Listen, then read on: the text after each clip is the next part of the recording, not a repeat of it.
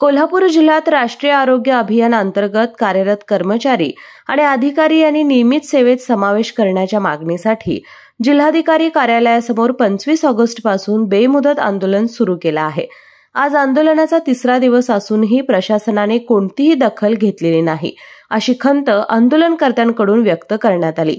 यावेळी कर्मचाऱ्यांनी जोरदार घोषणाबाजी करत शासनाविरोधात संताप व्यक्त केला। आंदोलनस्थळी आज आमदार विनय कोरे यांनी भेट देऊन कर्मचाऱ्यांच्या मागण्यांची दखल घेतली। त्यांनी आंदोलनकर्त्यांना दिलासा देत सांगितलं की राष्ट्रीय आरोग्य अभियानातील कर्मचाऱ्यांच्या न्याय्य मागण्यांबाबत आरोग्यमंत्र्यांशी स्वतः चर्चा करून तोडगा काढण्याचा प्रयत्न केला जाईल। राज्य समन्वयक स्वप्नील गोसावी यांनी यावेळी बोलताना सांगितलं, आम्ही वर्षानुवर्ष कंत्राटी तत्वावर काम करत आहोत, मात्र आजवर कायमस्वरूपी सेवेत घेतलेलं नाही। सरकारने आमच्या मागण्यांची दखल न घेतल्यास आंदोलन अधिक तीव्र करण्यात येईल।